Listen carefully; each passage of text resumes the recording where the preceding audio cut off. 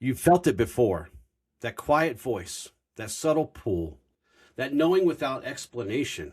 And yet, you didn't follow it.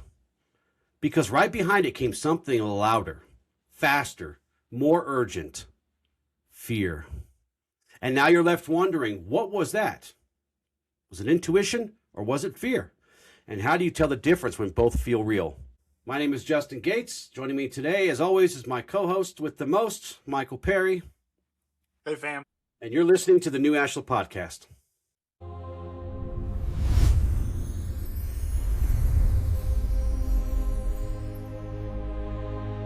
Hello and welcome to the new Ashla Podcast. We're so happy you joined us for this episode.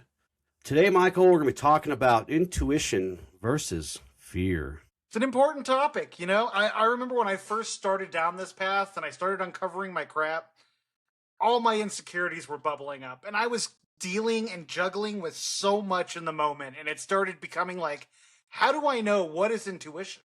How do I know what's fear? Or what's fear? Right. It was always something that I struggled so much with in the beginning because, man, when that fear gets going, it's loud. It is in your face. Yeah, it is. And intuition is not random. It's not guesswork. It's connection to a greater intelligence.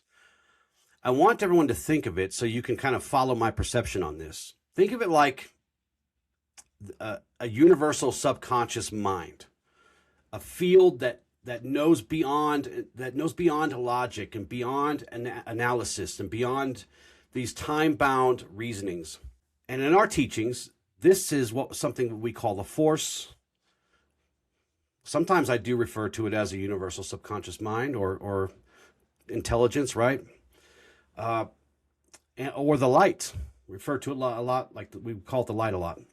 But I want you to kind of think of it as like this field of coherence that communicates through subtlety and clarity and presence. But here's the problem. Most people cannot hear it or feel it or see it clearly, right? Not because it is absent from us or missing in our lives, but because our internal worlds are filled with noise, like we talked about in the last episode, or they're filled with conditioning, right? And a lot of fear-based programming. And when this happens, something gets distorted, doesn't it? We start to confuse anxiety for intuition, or fear for guidance, or urgency for truth.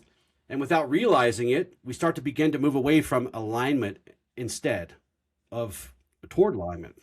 You know, I think one of the things that's so interesting is this is one of those paradoxes within itself.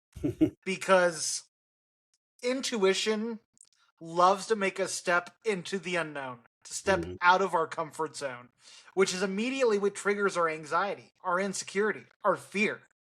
And so it's this beautiful yet crazy and confusing dance we go through where our intuition is like, hey, take the risk, make the move. And our bodies are like, I'm not ready for this. I might get rejected. I might fail. And so then our fear levels up and we end up pushing intuition away because we don't like what it has to say about what we have to do to course correct or to make a meaningful change in our lives. Mm-hmm. So intuition is quiet. Fear is loud. Can you take us through that? Why does it seem like fear is so much louder than intuition? Fear has one goal, and that is to protect ourselves. And when we go through anything, when intuition is asking us to expand, it's like that friend saying, hey, come on, let's do this. And fear is like that aggressive parent that's like, you messed up, don't you dare do that. And it's so much more in your face because it knows the only way to keep you safe is to keep you in that familiar area, to restrict you, to do what you've always done because you're still alive because of that. Right. Yeah. And you bring up a very, very important point here that we need to kind of distinguish here right off the bat. There is a distinction between conditioned fear and natural fear, because not all fear is the same, right? Natural fear is protective, as you said. It comes in response to something that's real, something that's actually happening, immediate, and it pushes us to act, right, in an act of defense. and then it passes. Then it goes. Once the grizzly bear is out of the way, then we're not scared of bears anymore again until we see another one, right? But conditioned fear is different, is it not? That's the fear that we learn, and it's built through our past experiences and all this emotional conditioning and these repeated narratives that shape how we interpret what's happening, right? It doesn't actually respond to what's present. It responds to what's been stored, right? So that's a very good distinction that you've made, and because we need to lay it out right now. We're not talking about all fear. We're talking about that fear that really, really seeks to dominate us, right? Yeah, it's almost primal. Yeah. And it's because the patterns you have been through, the situations that you have gone through, especially when you were young, the things that kept you safe then are the same things your fear tries to dictate now to maintain that equilibrium. Yeah. And this is why I say intuition is quiet and fear is loud, because intuition does not argue with you, does it? It does not panic. It does not rush you. It's not urgent. It simply presents itself as like this calm, knowing thing that just kind of subtly pushes us in a direction, right? And it never forces its way forward. It's quiet, but it's clear. And this conditioned fear moves much differently, as you said. It's reactive, it's urgent, it demands, it shoves. It doesn't just push you, it shoves you into action. And it creates all this pressure that feels like it needs to be resolved right now, whether it's real or not, right? Whether there's real danger or not. It doesn't give you space, right? No. I mean, you can almost look at it as like fear, it feels protective. Mm-hmm. Which is one of the reasons it's so easy to confuse with intuition. Mm-hmm. Because when you're in that mode, what it's telling you feels logical. Yes. And there's an axiom that piggybacks off what you said just now. It confuses us, right? Axiom of light. Confusion distorts reason. When in doubt, do not act. Seek guidance and proceed cautiously. And this is where that distinction becomes practical, right? This is where we can start to use this advice. Fear does not just create urgency. It creates confusion, as you said. It rips your attention away from you and it takes you into different directions, all different kinds of directions, right? Fills our mind with noise and scenarios. And again, it pushes us and pressures us to act before we're actually clear about what's actually happening. And when that happens, our reasoning becomes distorted, right? We're no longer seeing what is true. We're reacting to what feels immediate or urgent. But intuition doesn't operate that way. Again, it doesn't overwhelm you with options. It just says, here's the path, right? Intuition seeks to make you whole again and then move you in a certain direction, right? Yeah. I mean, I will say, again, the simplest path is often the hardest walked. It talks about in the Bible how the bridge is thin and narrow. When it comes to intuition, it wants you to not only trust it, but it's trusting yourself to make the right decision and accept truth.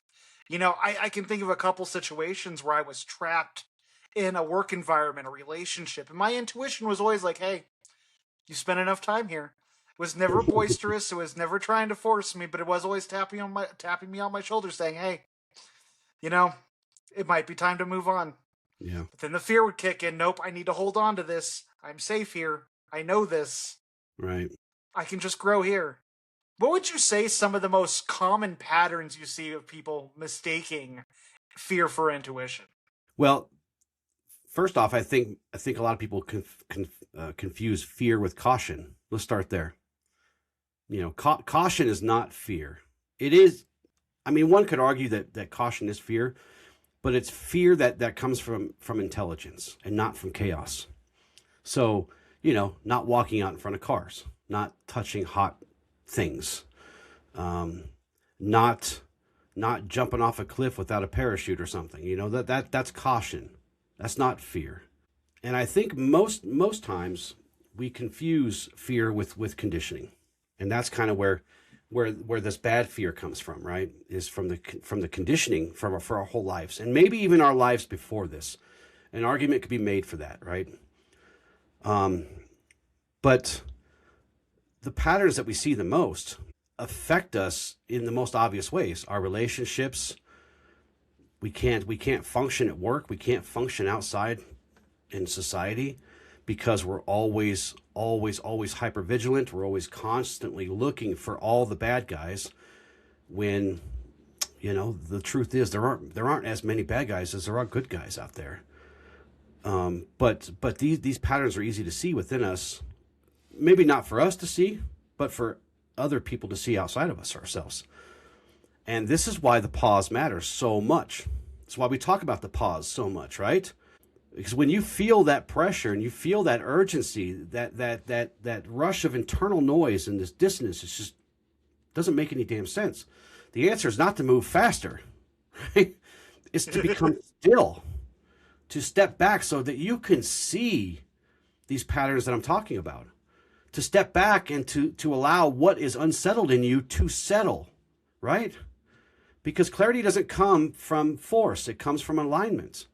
And when you give yourself that space, something begins to separate, right? The noise falls away, the urgency softens, and what remains is something more clear. And taking us back to intuition, that's where intuition is found. Not in the rush, but in the stillness that follows the rush.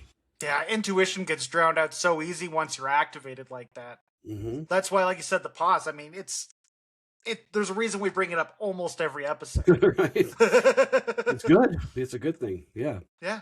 It's so necessary because we got to learn to be observers of our minds, observers of our bodies, and not just take everything our mind or body tells us as fact and face value. Yeah. You hear a sneeze and a coughing today. It's because allergies are bad out here in Colorado right now. Tis the season. Please forgive our coughings and our sneezing. We're really trying not to do them, but it happens. Why is the agreement of patience so important here, as in regards to intuition versus fear? Yeah, I mean, patience is vital because that axiom you gave is in my top 3 favorite axioms. It got me through so many hard times because when I was going through grief, I was going through all these crazy emotions. The only time I knew I had clarity is when I allowed myself to be calm in the storm. And getting calm in the storm is not a matter of flipping a switch. It is mindful body regulation. It is mindfulness. It is breath work. It is meditation. It is doing everything you can to pull yourself out of that fear, out of that storm, and bring yourself back to baseline. Yeah. And patience is what allows all of that to happen, right? Patience creates the space and helps us sit with the stillness, because it's hard to sit with stillness. Going back to what I said about intuition, it's not that intuition isn't there for us or that you have to be born with it or something. It's just, it's hard for us to sit in stillness long enough to feel it or to see it, right? So patience is very important here because it allows us to recognize at the end of the day, Michael, it allows us to recognize which one we're experiencing in any moment. Is it intuition or fear, right? So what does fear do for us psychologically? I would imagine it starts to activate us, right? In some fight or flight or things like that. Yeah. I mean, when you go from being an observer to an active participant in the storm, it takes full control. We have survival instincts for a reason. And we're going to do an episode about this next episode. But survival instincts were originally to help keep us safe, help us find food and shelter, help us find water. It was about expansion. Now we have most things readily available. And so it then turns internally. And now our survival instincts are keeping us away from criticism. It's keeping us away from hard conversations. It's feeling attacked anytime anyone has constructive feedback. And it's being able to understand that what's being activated in you it's monkey brain. What's it called? The reptile mind. Right. Our amygdala swells up and all of a sudden our frontal cortex turns off. Amygdala controls emotions. And this is where our logical thinking is. Logical thinking goes out the window and our emotions take the driver's seat. And so when we get into this state, it narrows our perception. It, again, like you said, urgency. We feel a need to solve the problem we are faced with as soon as possible, by any means possible, usually by the same behaviors we've done before. That's a great sign to know you're not acting from intuition, is when you're going into the same type of coping mechanisms. Are you someone who gets angry when you feel like your boundaries are violated? Are you someone who tries to please other people when you're feeling activated? Be mindful of what your mechanisms are that drive your survival behavior. Hmm. Yeah, and this is why intuition feels very aligned naturally, and fear creates a conflicted, fragmented self, right? Because again, intuition is simple, it's direct. It may elude many of us simply because we don't know how to sit still long enough and listen to it. It's like how many people live in an activated state. Hmm. Intuition can only really have much of a voice when you're regulated, when you're Absolutely. calm, when you're at peace. Right. That doesn't mean sitting like in meditation pose all day long. Like in your waking day, in your waking state, in your regular days, your day-to-day present moment regulated. You can get there, right? You can get there. And that's where intuition finds you. Because again, it's very simple. It's very direct. Even if it's pointing to actions, right, that are difficult or going to be difficult, but the knowing, you just know, the knowing is clear, right? Your attention is not fragmented. You're not pulled in 1,000 different directions. It lands and it stays. But fear creates something very different. Again, we've talked about this: confusion, overthinking, scenarios, and you won't even have just one scenario that you're worried about. You'll start having several scenarios, and they're competing against each other, right?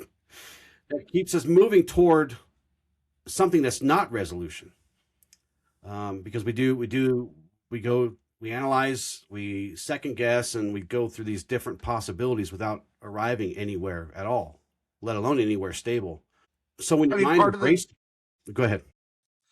just part of the survival instinct within us is to plan for the worst case scenario, and Right, so our mind's going to give us all the worst case scenarios. right, right. Up to and including, being eaten by a dinosaur or something. Yeah, Yeah. yeah, it will. So when your mind is racing and you feel pulled in these multiple different directions and unable to settle on a clear path, clearly you're not in intuition, you're in fear. And again, that's where, you want to do the pause. The axiom that ties into this segment is: once a truth is learned, it cannot be unlearned. Always allow the truth to guide your way. This is where the difference between the two become unmistakable. You said it a minute ago, where we have to learn to start separating them and seeing them, right? And calling them out. Because I still deal with conditioned fear, right? You do too. It's in here until this body dies. I'm going to be suffering with it, and on some level, right? But the thing here is to understand that intuition carries a sense of truth. It doesn't need to be repeated, doesn't need to be defended or reworked or messed with. It settles, and it becomes something we recognize even if we hesitate to act on it, which many of us do. We don't act on our intuition enough, because we're not. Because I think somewhere inside of us, Michael, we're just still stuck in this loop of confusion between the two. One question for you is, it's like when people are activated, because I guarantee people listening know exactly what we're talking about. When we get Hmm. activated and we're trying to calm down, we take that pause. What is a question or reflection we can have to help sort of bring us back or decide if the direction we're being pulled towards is intuition or just fear trying to make us move in a direction? Intuition comes from a higher place, far above us. You can decide if that's your higher self. You can decide if that's God. You can decide if that's universe intelligence. You can decide whatever it wants. Arguments can be made about what it actually is, right? But I don't think there's an argument to be made about where it comes from and what it does. So intuition comes from that higher place. That higher place is always looking out for us. It's always making sure that we are following a better path. Even if it's a harder path, it's a better path. Fear does not do that. Conditioned fear doesn't do that for sure. Caution is there to keep us alive. Conditioned fear is masquerading as caution. Maybe I should have said this earlier, because it takes over. So the question you should ask yourself: who is in charge here? Me or fear? Me or something else? Anything. It could be anything else that's shaping you and moving you around, right? that only has its best interests in mind. We talk about the ego on many shows, where the ego, it starts off as being something that's good for us, but once it takes over, then it starts this idea of it wants to preserve itself above preserving us. So you have to ask, you have to stop and say, who's in charge? This is what I do. When I get triggered into something, internally I stop for a second and I go, hold on, where's this coming from? Who's in charge? Because if it's not me in charge of me, then we got a problem, right? We got a problem. No, that's the perfect answer to that, because, and I hadn't even thought about it like that, but fear always has such a dire need to get things done as quickly as possible. I just want to share something about fear that we teach at Ashla, and it's very on point for what we're talking about. The nature of fear is quite simple to understand.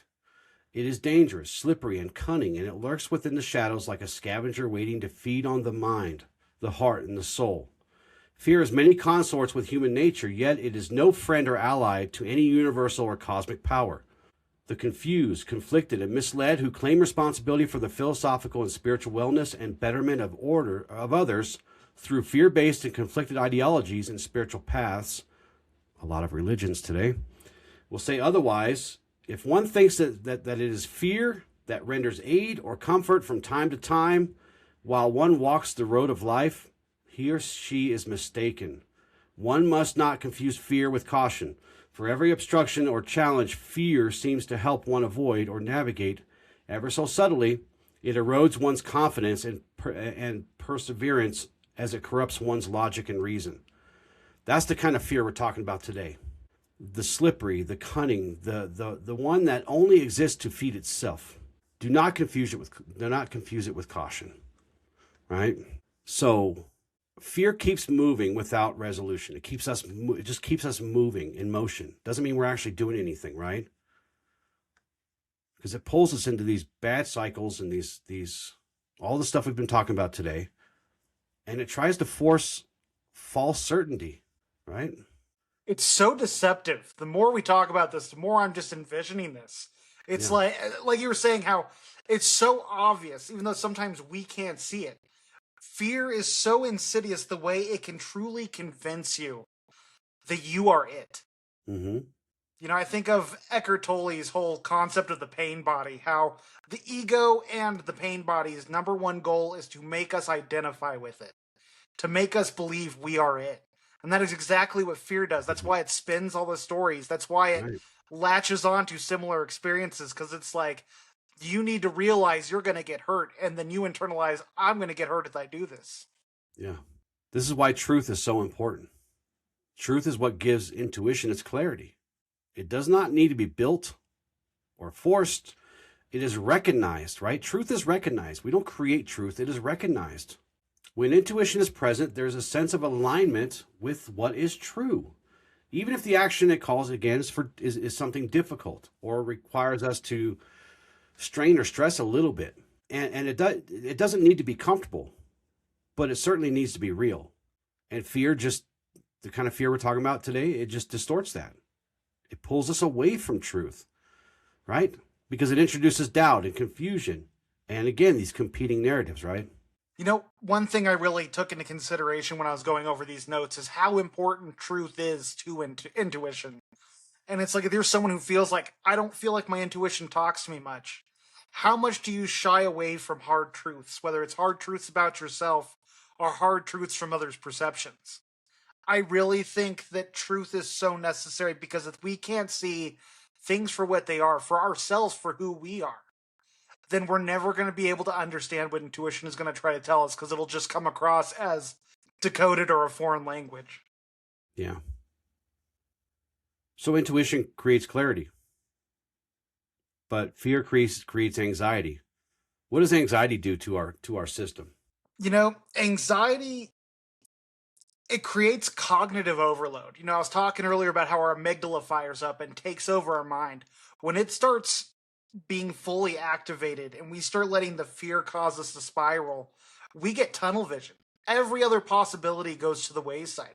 The minute we become identified with that fear, change is no longer a part of the picture. Our nervous systems are flared out. Our survival systems are activated, whether that's to run, fight, freeze, fawn, whatever it is. When we get overly stuck in that state, we get stuck looping. It leads to indecision. It leads to the inability to act or do things differently unless we pause and take the time to bring ourselves out of it. But the more we feed it, the stronger it becomes, and it happens rapidly. Yeah. Intuition is connection versus being conditioned. You don't condition intuition. It is just simply connection. The intelligence of this universe communicates through coherence, alignment, right? It doesn't speak through fragmentation. It doesn't speak through inner conflict, right? When you're aligned, your awareness will settle and your clarity begins to emerge. That is the sense of order, a quiet understanding that does not need to, again, be forced. If you're connected, if you're consciously connected, I should say, through stillness, through regulation, that's when you're gonna be best aligned with your intuition. And again, we talked about the distinction between caution and fear.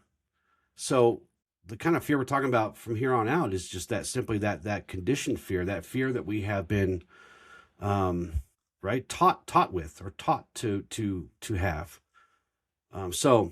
But fear is dangerous here. This kind of fear is dangerous because it just becomes automatic, right? It reacts based on what we have learned to expect, whether it's true or not, whether it's real or illusionary.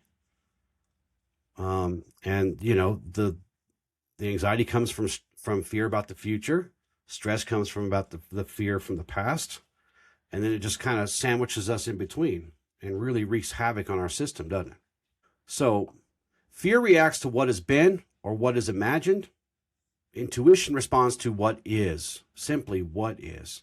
The axiom I chose to share with this segment is, if you realize that all things change, then there is nothing for you to cling to. That is what begins to loosen the hold that fear has on us, because this conditioned fear survives through attachment, doesn't it? Very much so. That's hilarious. That's exactly what's in my notes too, to go over this. Because when it comes down to it, it's so much easier for us to fall in line with the systems we already know. Fear responds to patterns. That is how it tries to make us operate. If someone's yelling at me, I need to shut down. Or if someone's yelling at me, I need to lash out. There is a script that we have learned to follow throughout our entire lives that has been honed and refined to the most efficient possible, depending on the things we have gone through in life. And there are so many different things about this experience that end up becoming wounds that we run from. I think of attachment wounds. You got people who are anxiously attached, and so they cling on the minute they feel like their partner is pulling away. Or vice versa, you have avoidant people. The minute someone gets close, they push them away. They're not mindful of this pattern. They don't think of it like that unless they're aware enough. Instead, they listen to that fear of, oh, someone's getting close, I'm going to lose myself, I need to create separation, or this person's starting to be distant, I need to cling on so they don't leave me. Mm-hmm. And that's where the wisdom of this axiom comes into play, doesn't it? Because when you begin to understand that all things can change, something starts to shift within us. Because we're no longer bound by what we have experienced before. Your experiences were real, but you don't have to let them dictate present and future things, right? So you're no longer bound by these things. You're no longer required to carry those patterns forward, because they don't have to be permanent. They will be until you change them, but they don't have to be that. The past is no longer something to cling to, in other words. It just simply becomes something that you experienced and moved through. This is another place where intuition becomes accessible to us, because it doesn't come from what we're holding on to. Simply, it comes from our connection, right? And here's a big difference. Fear clings to things. Intuition just allows things. Does that make sense? Dive into it more. I think I'm following you, but for the listener. Simply, fear tries to hold things in place, whether it's in the past or illusions of the future, right? Intuition meets us where we are right now. It meets the present, right? So when you start to let go of what no longer needs to be carried around, all that weight on your shoulder, you're just carrying this big bag of bullshit with you. When you set that down, you start to create space for something else to emerge. Fear breeds reaction, but intuition breeds guidance. And again, it's like the more I've been thinking about this, the more I realize intuition often wants what's in the unknown, what's out of our comfort zone. Mm-hmm.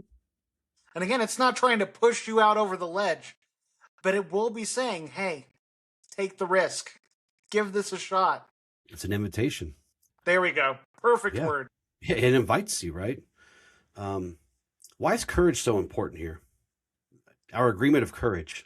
Well, exactly that. With it being an invitation, it is intuition wants us to expand. It wants us to grow. It wants us to be fulfilled. And to have those things, it's usually uncomfortable. It usually requires a good amount of courage, not just in intuition, but in ourselves and what we're trying to create or the risks we're trying to do. It is the courage to take action and do something even when our system is yelling at us not to. Mm-hmm. Right. It asks us to trust, right? And to trust something of the unknown requires courage, because we have to step forward with ourselves without the support of past patterns, right? To act from what is present right now, here, instead of what has been reinforced. So, and that's where courage becomes necessary, because not because the path is unclear, because if we're following intuition, it starts to become way more clear, but because it asks us to move beyond what feels safe, right? And this is where we can start to see the pattern. But instead of following it now, we get to choose. We can choose what to do. I could choose to just keep going on and on and on, or I could choose to step into something better, right? I can take control. And by doing this, we allow the past to release its grip on us. And we start to respond to what is real in front of us now. You know, that's what courage is here. Not forcing action, but trusting the alignment, the connection. Even when it asks you to step into something unknown, like you said. You know, you brought up something earlier, and I think it's really important. And it's how much fear truly does live in our memories, in our survival patterns. How it is trying so hard to call us back to what once was, while intuition tries to bring us into the moment. It tries to tell us we are not our past. We are capable in this moment to achieve something more than we have before. There's another bonus axiom that just came to mind as we were going through this conversation that really is the perfect axiom probably for the whole show, right? And that axiom is it is the responsibility of the greater self to remind the lesser self of the true nature of things. Reflect and meditate regularly on this. That pretty much sums up this whole intuition versus fear thing, because our lower selves, right, are very fear-based. Our higher selves are what? Are connected to everything and the infinite possibilities around us. Right. Yes. Because intuition is our connection to the universal mind, that universal intelligence, God, the force, whatever you want to call it. And it's not generated by or through or because of the limited self, like our fear-based self, right? And it's not shaped by this past conditioning. It comes from a deeper field of awareness that is not bound by anything, right? It's completely limitless. And when you're connected in that way, guidance does not come through reaction. It never does. It comes through presence over perfection, right? It's not forced. It's received. It's received through our connection. So, because ultimately, Michael, intuition is not trying to protect you, but it's also not trying to control you either. It guides you, right? And the more you trust it, the more it'll help you expand. You know, I think how much I've started following through with that in these last couple years, and how different my life has become the more I've been willing to do things that I wouldn't normally do. Learning how to handle situations in a manner that I normally wouldn't. Learning to have boundaries. all these things were not easy. They weren't something that was in they were not they were not what I knew as how to live life. And even now I'm working on these things, but the more I do, the more I expand, and the more the universe meets me halfway. Yeah. Well said. There is a deep, that is the deeper reason intuition expands, because it aligns us with life. It aligns us with everything, right? It moves us into growth, into change, into becoming. It draws us into presence. And of course, as we discussed, fear moves us in the opposite direction. But when we start to understand this truth, we start to see that life is not static. It is movement, but it's also, with that movement comes the consequence of change, right? It's continuously becoming, like this path that we walk, that we teach. It's continually becoming more, expanding. It's because it's not bound by, none of this is bound by the need to hold on to what is passing or fleeting. It's connected to something deeper, again, something infinite, right? Something that continues on beyond any single moment, or any single one outcome, or any one single form. Even moves beyond us, right? And because of that, it leads us forward, even when the path is unfamiliar. And you said it perfectly. Intuition expands because it allows. Fear contracts because it clings, right? Again, fear tries to preserve what is known. Intuition moves with what is becoming, even if we don't understand it. It's where we have to have trust. And this is why the agreement of faith plays such an important role here, right? You know, I think back to one of the lessons we had that hit me the hardest. And I don't remember how the conversation came about, but it was, what is the difference between faith and, I'm trying to think what the other term was. What's the lesser form of faith? It must have faith because faith knows things will be better. This says, I hope they're better. Hope. We had a lesson on how the difference between hope and faith. Those who hope pray things will get better. Those who have faith have the resilience and fortitude to know things will be better, that everything is working out. Yeah. And that was so profound to me because I realized so much of my life was built in hope. But to live a life of meaning, to live a life where I know I can expand, I must have faith that I will. Mm-hmm. Yeah, and we just did a show on faith. The very last show, the show before this one, we did on faith, and we discovered that faith is a discipline, and faith is what allows us to move with this expansion. It's because it's not certainty about the outcome, but trust in the direction. Right? Because intuition leads us forward. And quite often, it doesn't provide most answers that we're trying to really understand sometimes, right? Yeah. It opens a path, but it asks you to step into it without needing to see the entire way. That's how I taught you on this path, right? I opened the path for you, and I gave you road markers, and I gave you a map to stop and take in the sights as you went along, right? Yeah. But I didn't answer all of many of the questions you had, because most of those questions were you trying to seek control, right? You're trying to seek control over the path. And that's what fear does. Fear wants guarantees. It wants control. It wants to remain in charge over you and over everything else. That's not how any path works. Faith moves us differently, though. It allows us to step forward without being able to see the larger picture sometimes. It allows us to trust what is opening for us. Not blindly, mind you, but with the understanding that growth does not come from staying where you are, right? That's why it's a discipline. You recognize that things are expanding in front of you and around you, and instead of retreating or surrendering away from it, you lean into it. You trust that what is unfolding is not meant to diminish you or fragment you, but to move you into something greater. And a lot of times that is into yourself, moving you into yourself. right? That's what faith is. Not forcing a path, but trusting it enough to walk it. God, that is so beautiful. And you're right. You're absolutely right. That is the key within all of this. Fear does seek control. It seeks to know all things, to know, is my effort going to be worth it? Mm-hmm. Am I going to be rejected, or will this pan out? Fear is constantly trying to protect you from uncertainty.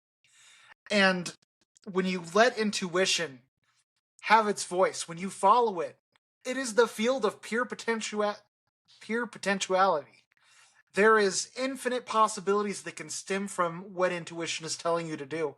And that is horrifying to the nervous system. That is horrifying to your ego, because it seeks to have its hands on everything, to control every little aspect. It seeks to be God. It seeks to be the creator instead of participating in creation. That's why it fights so hard. And again, I'm gonna start reminding you guys this every day if I can remember.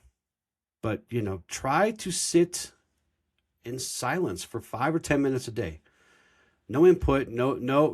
You know what? And do it without music. Do it without any candles or any of that stuff. For this kind of practice, just sit with yourself in silence, right? So that you can start to hear what is underneath all the other things. Michael, do you have any closing thoughts for the show today? Yeah. Again, we're not talking. This episode's not about mastering fear. It is not about devoiding yourself of fear. As we said earlier, we both have fear. But it is about learning to separate yourself from it, to create that little distance, to take that pause whenever fear raises its ugly head, to learn to sit with it, to allow it to come up. That way you can find what's underneath, which is intuition. To learn to be brave and to have courage as you take steps that normally fear would tell you is not a good idea. Right. This episode is about helping you cultivate an inner knowing so you can start differentiating the difference between insecurity and intuition. So trust yourself, work with yourself. This is not something that's going to change overnight, but practicing is what allows you to start creating just enough space for those moments for you to start letting your fear be something outside of you instead of something that runs the show. Yeah. Yeah. I will add to that. That this show is about creating disciplines, not habits, disciplines, conscious effort, right? Because habits are easy to make, but disciplines, it takes a little bit of work. But in the long run, disciplines are much more powerful than habits. They're habits. Think of disciplines as habits with conscious effort put into them, right? So our exercise for today, I'm going to do it in two things. One's going to be a reflective exercise, and one's going to be something you can use in the moment, any moment, in real time, whatever's happening. And this exercise is going to help us learn to calibrate. Is it intuition, or is it fear or insecurities? So step one for the reflective aspect of this exercise. Step one is you're going to recall. You're going to think of a recent decision that you made. And on a piece of paper, or in your journal, you journalers, you need to write down what you felt. Just don't judge it. Just whatever feeling comes to mind or to body, right? Write it down. Now, I want you to spend some time with that, with whatever you wrote down.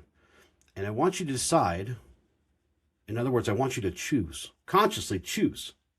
Not judge, but just choose. Use the truth to discern this. Was it urgent or was it calm, the feeling?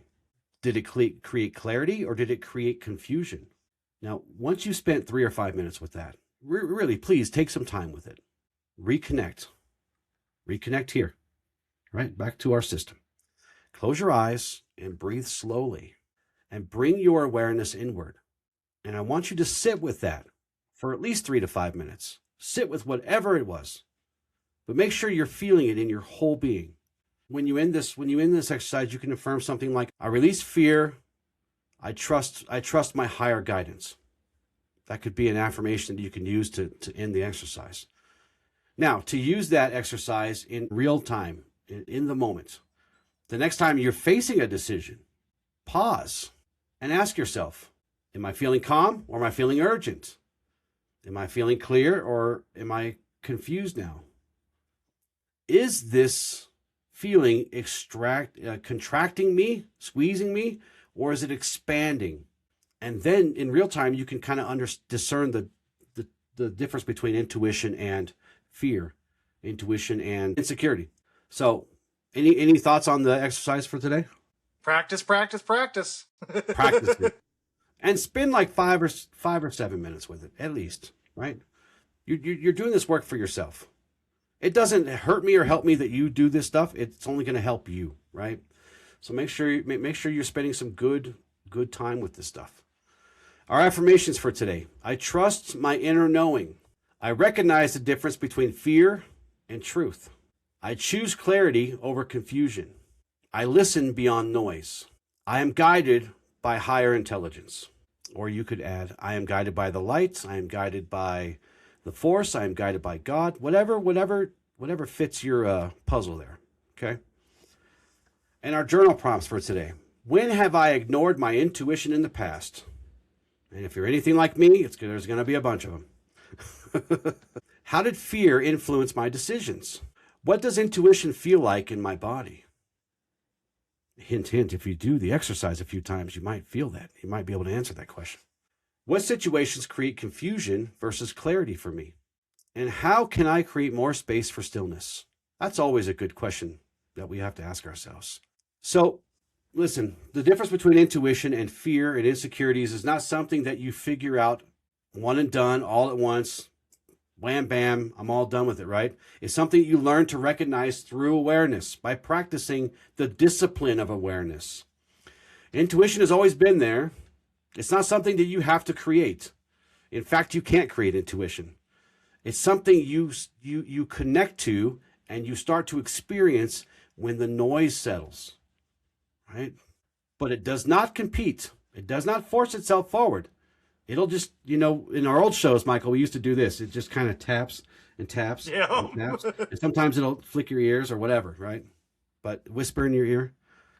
But it waits for you patiently, faithfully waits for you to become still enough to recognize it. So as you move forward from this episode today, start to pay attention. Notice what feels calm versus what feels urgent. Notice what feels clear and what feels conflicted or confusing. Notice what expands your vessel and what contracts it. And when you start to see those things clearly, do not rush. Pause. Become still for a few minutes a day, even if that's how you start. And allow clarity to return before you act, right? A lot of this stuff is a remembrance, Michael, right? We talk about remembering things. I'm not teaching you anything. I'm trying to help you remember things because it's all in there. It's inside of you, right? All we got to do is just reach out and take it. So if this episode resonated with you, please take a moment to like, subscribe if you're not a subscriber, and so that you can follow this podcast and you don't miss all the stuff that comes next. And if you know someone who is struggling to trust themselves, struggling to find intuition, struggling to see the difference between where they're in charge of themselves or where they're being led, share this with them. I promise you it's going to help at least one person that you know. So listen, guys, keep doing the work. Keep refining your awareness. You guys are our spiritual warriors out there. And most importantly, keep learning to trust what is true within you. Make sure you check out our TikToks, our Facebooks, our Instagrams, YouTubes, Spotify, Apple Podcasts, everywhere, right? The greatest website, Michael, that was ever built. What's it called? www.newashla.com. Yeah. We love you guys very much. Thank you so much for joining us. And until next time, with love and gratitude, ad lucem. Ad lucem.